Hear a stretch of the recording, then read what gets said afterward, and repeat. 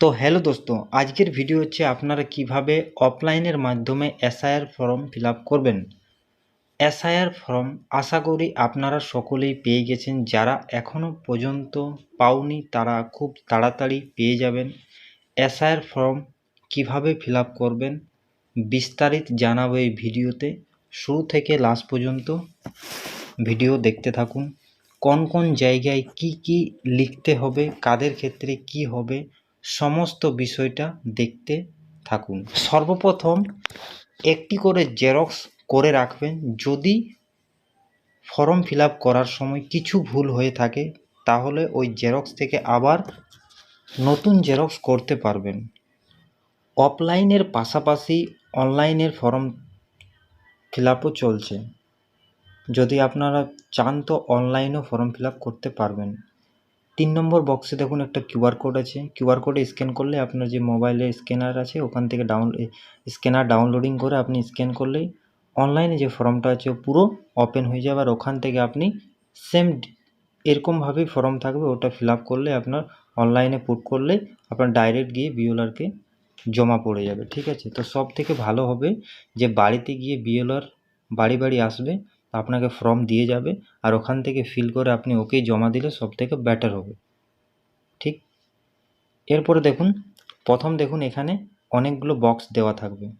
Total 5টি box থাকবে। প্রথম বক্সের মধ্যে প্রথমের যে বক্সটা থাকবে ওটা থাকবে শুধুমাত্র আপনার ডিটেলস। আপনার নাম থাকবে, আপনার ভোটার কার্ডের আইডি থাকবে, আপনার পুরো ঠিকানা থাকবে। তারপরের বক্সটা থাকবে আপনার ক্রমিক নম্বর, গ্রামের নাম, বিধানসভার নাম, কোন রাজ্য বসবাস করেন। ঠিক ঠিক তারপরটাতে থাকবে কিউআর কোড। কিউআর কোডে আপনি স্ক্যানের মাধ্যমে অনলাইন ফর্ম ফিল আপ করতে পারবেন। আর তারপরে থাকবে আপনার একটা ফটো থাকবে। ওই ফটোটা আপনি যখন ভোটার কার্ড বানিয়েছিলেন তখনের ফটো থাকবে। আর আরেকটা দেখবেন তার পাশে একটা বক্স আছে, ওটাতে কারেন্ট ফটো, আপনাকে রঙিন কালার জেরক্স আপনাকে ফটো লাগাতে হবে। ঠিক, এরপরে চলে আসবেন নিচে। নিচে দেখুন একটা বক্সের মধ্যে দেওয়া আছে জন্ম তারিখ, তারিখ মাস বছর। প্রথমে তারিখ লিখবেন, তারপরে মাস লিখবেন, তারপরে বছর লিখবেন, এরকমভাবে লিখবেন। এরপরে দেখবেন আধার নম্বর প্রথমে 4টা, তারপর একটু স্পেস, তারপর 4টা স্পেস, তারপর 4টা। এরপর মোবাইল নম্বর, একটা আপনার বাড়ির মোবাইল নম্বর দিয়ে দেবেন, কোনো অসুবিধা নেই। আর যার ফর্ম ফিল আপ করছেন তার পিতার নাম দিয়ে দেবেন, যেরকম ভোটার কার্ডে থাকবে ওরকম নাম দিয়ে দেবেন।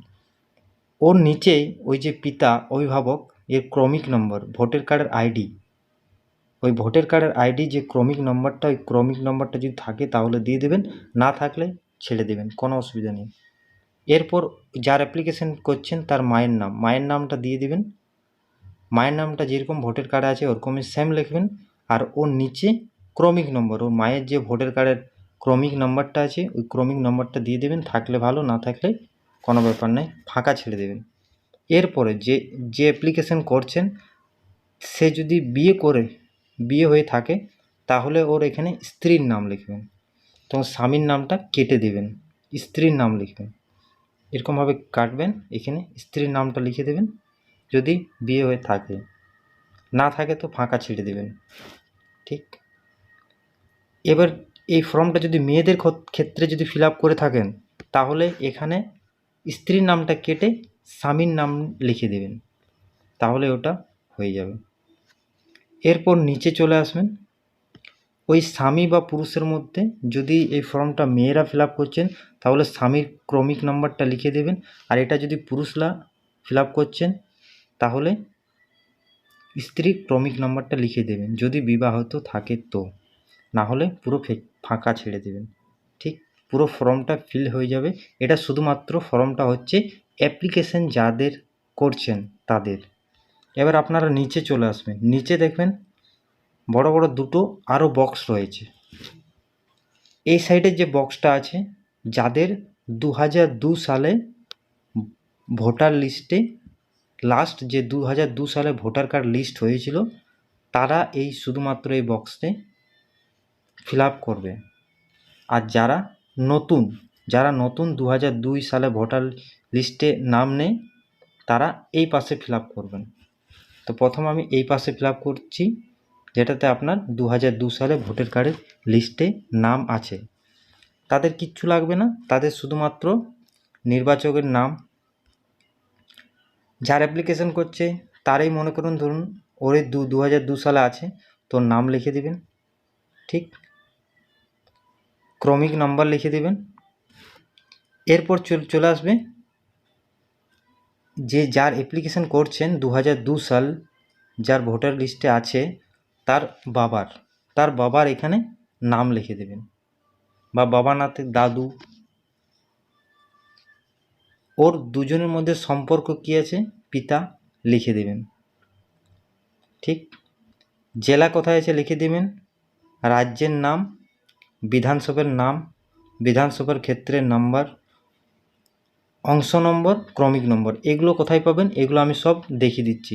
2002 সালের যে ভোটার কার্ডের লিস্টটা আছে, কিভাবে ডাউনলোডিং করতে হবে ডিসক্রিপশন বক্সে লিঙ্কে দেওয়া আছে, ওখান থেকে 2002 সালের ভোটার লিস্ট ডাউনলোডিং করে নেবেন। ওখান থেকে আপনি এগুলো সব পেয়ে যাবেন। ভিডিওর লাস্টে আপনাকে আমি দেখিয়ে দিচ্ছি কিভাবে আপনি ওগুলো ফিল করবেন, ঠিক। তাহলে কি হলো, যাদের 2002 সালে ভোটার কার্ডের লিস্টের নাম আছে তারা এই বক্সটাতে ফিল আপ করবেন, আর যাদের নেই তারা এই বক্সটাতে ফিল আপ করবেন। যাদের ধরুন 2002 সালে এসআইআর যখন হয়েছিল তখন ওদের নাম নেই, তারা শুধুমাত্র এই বক্সটাতে ফিল করবেন। তারা কি করবেন, নামের জায়গায় আপনারা যে আপনার পিতা তো দিয়েছে 2002 সালে, তো পিতার নাম লিখে দেবেন, ছেলে হয়ে থাকে, ঠিক। আর যদি মেয়েরা হয়ে থাকেন, মেয়েদের ক্ষেত্রে যে পিতা, আপনার যে বাপের বাড়ি আছে ওখান থেকে যে আপনার পিতা, ওই পিতার নাম লিখবেন, ঠিক, ওই পিতার ক্রমিক নাম্বার, ঠিক। আর ওই পিতার তার বাবা ওর নম্বর এখানে, ওর নাম এখানে লিখবেন, আর ওর মধ্যে সম্পর্ক কী আছে ওইটা এখানে লিখবেন, ঠিক।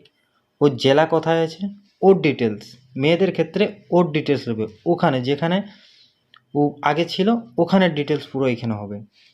ওর রাজ্যের নাম কি ছিল নাম দিবেন, বিধানসভার ক্ষেত্রের নাম কি আছে, বিধানসভার ক্ষেত্রের নাম্বার কী আছে, অংশ নম্বর কী আছে, ক্রমিক নাম্বার কী আছে। যদি মেয়েরা যদি ফর্ম ফিল আপ করে থাকেন তাহলে বাপের বাড়ির যে অ্যাড্রেস তোমাদের বাবার আছে ওই অ্যাড্রেসে ফিল করতে হবে। আর যদি ছেলেরা ফিল আপ করে থাকেন তাহলে এখানে আপনার যে এখানে বাবা আছে ওর পুরো অ্যাড্রেসটা ফিল করতে হবে। তাহলে আমি দেখিয়ে দিচ্ছি আপনারা এই বিধানসভার নাম, বিধানসভার ক্ষেত্রের নাম্বার, অংশ নম্বর, ক্রমিক নম্বর আপনারা কোথায় পাবেন। 2002 সালের ভোটার কার্ডের লিস্ট আপনারা প্রথমে ওপেন করুন। দেখুন 2002 সালে, আমি এর আগেও বলেছি, যদি 2002 সালের যদি কারো ভোটার কার্ডের লিস্ট ডাউনলোডিং করতে চান তো আমার ডিসক্রিপশন বক্সের মধ্যে দেওয়া থাকবে, ওখান থেকে একটা ছোট্ট ভিডিও আছে, ওই ভিডিওটা দেখে আপনারা কিভাবে ডাউনলোডিং করতে পারবেন, ঠিক আছে। এরপর দেখুন আমি ভোটার কার্ডের 2002 সালের লিস্টটা খুললাম, ঠিক। এখান থেকে আপনি দেখুন লেখা আছে বিধানসভার ক্ষেত্র নম্বর, এইখানে যে নাম্বারটা আছে এই নাম্বারটা ওখানে থাকবে, অংশ নম্বর ওখানে রবে, আর ক্রমিক নম্বর হচ্ছে এইগুলো তিনটে আপনি পেয়ে গেলেন, ঠিক। এখানে এর পাশেই দেখবেন লেখা থাকবে নাম লেখা থাকবে, আর নামের এটা পিতার নাম, লিঙ্গ, বয়স, ঠিক। এগুলো সব যেরকম আছে ওখানে ওরকমভাবে লিখতে হবে। তো ফির ফর্মের মধ্যে চলে এলাম, দেখবেন এখানে লেখা আছে বিধানসভার ক্ষেত্রের নাম, বিধানসভার নামটা আপনি এখানেই পেয়ে যাবেন, এইখানে এই 2 নম্বর বক্সের মধ্যেও পেয়ে যাবেন বিধানসভার আপনার কত আছে, ঠিক। আর যে ক্ষেত্রের নাম্বারটা যেটা প্রথমে দেখালাম ওই নাম্বারটা আছে, অংশ নম্বর ওই নাম্বারটা, ক্রমিক নম্বর আপনার সিরিয়াল নাম্বারটা, ক্লিয়ার।